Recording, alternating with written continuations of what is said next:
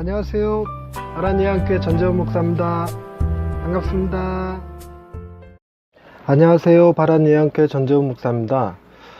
예수님께서 표적을 구하는 이들에게 늘 한결같이 하시는 대답이 요나의 표적인 거 아시지요?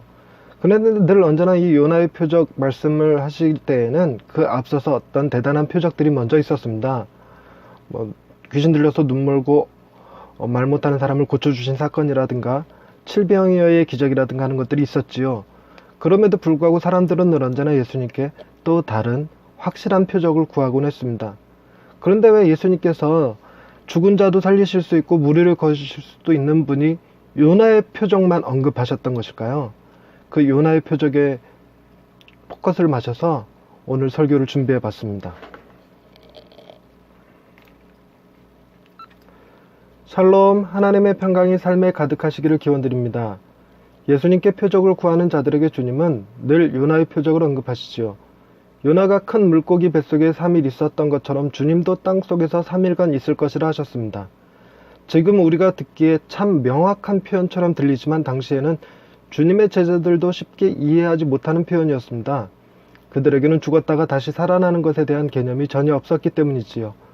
주님의 이 말씀은 가장 직접적인 죽음과 부활에 관한 언급이었음에도 불구하고 듣는 이들에게는 진짜 주님이 죽었다가 다시 산다는 말로 들리기보다 또 무슨 비유를 하고 계신 것 아닌가 생각하게 만들었습니다. 오늘날 우리는 주님이 죽었다가 다시 살아나시겠다고 하신 말씀을 액면 그대로 믿습니다.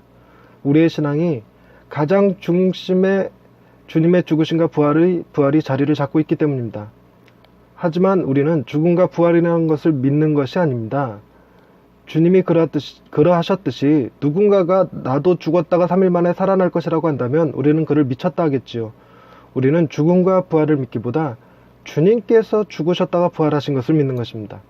주님이 아니라면 그 누구라도 죽음과 부활을 시도한다고 해서 혹은 자신이 죽었다가 살아난 존재라고 주장한다고 해서 믿을 수 있는 것이 아닙니다.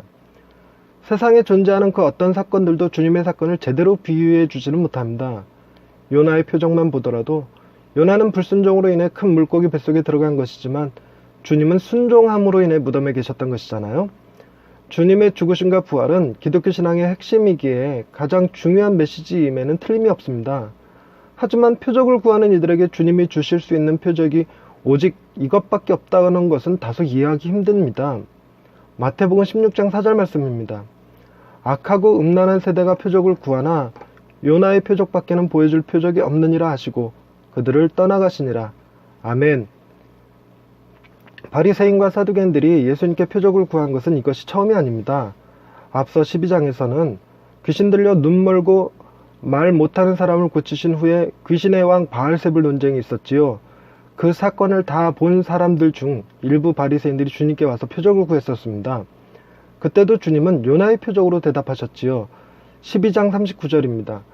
예수께서 대답하여 이르시되 악하고 음란한 세대가 표적을 구하나 선지자 요나의 표적밖에는 보일 표적이 없느니라. 아멘. 주님의 대답은 참 한결같지요. 하지만 우리는 주님께서 보여주신 표적이 오직 요나의 표적뿐이 아님을 잘 압니다. 귀신 들려 눈 멀고 말 못하는 사람을 고치신 것도 표적이 있지요. 오병이의 사건이나 무리를 거르신 사건, 죽은 자를 살리고 병든 자를 고치신 모든 사건들이 다 주님의 메시아 되심의 표적들이니까요. 요한복음의 7가지의 표적을 보여주며 이것들이 다 주님의 주되심을 증명한다고도 했었습니다. 그럼에도 불구하고 주님은 이들에게 보여줄 표적이 오직 죽음과 부활뿐이라고 하시는 것 같아서 이해하기가 어려웠지요. 주님의 말씀을 이해하기 위해서는 주님께서 누구에게 표적을 보여줄 것인가에 대해 답이 달라집니다.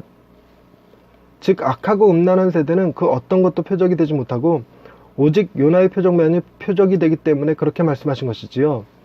16장에서 바리새인과 서기관들이 예수님께 표적을 구한 시점도 바로 물고기 7개와 보리떡 2개로 4,000명을 먹이신 사건 바로 뒤에 나옵니다.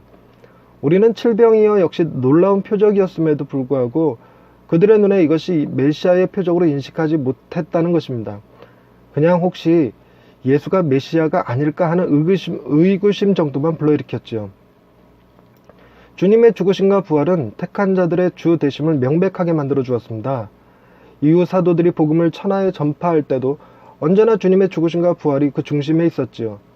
이것은 오늘날에도 동일해서 우리가 주님을 나의 주 나의 하나님으로 고백할 때도 그것은 오병이어나 축기 혹은 신유가 아닌 죽으심과 부활이 신앙 고백의 토대를 이룹니다. 주님께서 행하신 모든 표적들을 다 합쳐도 죽으심과 부활보다는 쉽습니다. 당시 메시아를 기다리던 사람들의 바람대로 로마에 대항하여 이스라엘의 독립을 이뤄낸다 해도 죽으심과 부활보다는 덜 힘들고 쉬운 일이었겠죠. 하지만 주님은 쉬운 길을 택하시지 않으셨습니다. 죽으심과 부활을 제외한 모든 이적 기사들은 사랑을 드러낸다기보다 주님의 능력과 권세를 드러낼 데 더 적합하기 때문입니다. 악하고 음란한 세대를 살릴 길은 오직 능력이 아니라 사랑임을 말씀하여 주신 것이지요. 주님이 요나의 표적밖에는 보여줄 표적이 없다는 말씀은 주님이 악하고 음란한 세대인 우리를 사랑하신다는 말씀이셨습니다. 주님은 악하고 음란한 우리를 너무나 사랑하십니다. 할렐루야. 우리를 위해 아들을 내어주시기까지 사랑하여 주시는 하나님 아버지, 오늘도 그 사랑을 힘입어 살아갈 수 있게 하시니 감사합니다. 우리가 때로는 십자가의 사랑을 잊은 채 오병이어의 기적을 바라고 물이 포도주 되기를 기도하면서 하나님의 사랑을 의심하던 것을 용서하여 주옵소서. 우리의 삶에 날마다 기적이 넘쳐난다 해도 십자가에서 보여주신 그 사랑은 볼 수 없음을 잘 알고 있습니다. 우리의 눈이 주님의 능력을 바라보는 것이 아니라 십자가를 통해 보여주신 사랑을 바라보며 언제나 행복한 하나님의 자녀들이 되게 해주옵소서. 우리에게 십자가를 통해 사랑을 확증하여 주신 하나님을 찬양하오며 예수님의 이름으로 기도드립니다. 아멘. 우리는 오늘날 주님 앞에 기도할 때 우리도 오병이어나 칠병이어 같은, 그리고 물이 변하여 포도주가 된 사건처럼 주님의 능력을 구하는 기도를 참 많이 합니다. 그리고 실제로 그런 능력들이 우리 삶에 필요하기도 하지요. 그러나 그런 능력들이 우리 삶에서 보여지지 않는다고 해서 하나님의 사랑이 우리에게 없는 것은 아니지요. 하나님의 사랑은 능력으로 보여지는 것이 아니라 십자가의 희생으로 보여지는 것이기 때문에 그렇습니다. 만약 바리새인과 사두개인들이 주님께서 하셨던 말씀이신 요나의 표적밖에는 보여줄 표적이 없다는 말씀을 이해했더라면 그들은 엄청난 감동에 휩싸였을 것입니다. 주님이 바로 그 악하고 음란한 세대를 사랑한다고 말씀하여 주시는 것이기 때문에 그렇습니다. 그리고 실제로 우리가 살아보니까 이런 악하고 음란한 세대에서 필요한 것은 하나님의 능력이 아니라 하나님의 사랑임을 깨닫습니다. 하나님의 사랑은 오늘도 변함없이 우리와 함께하고 계십니다. 그 사랑 안에서 오늘도 행복한 하루 되시기를 바랍니다. 감사합니다.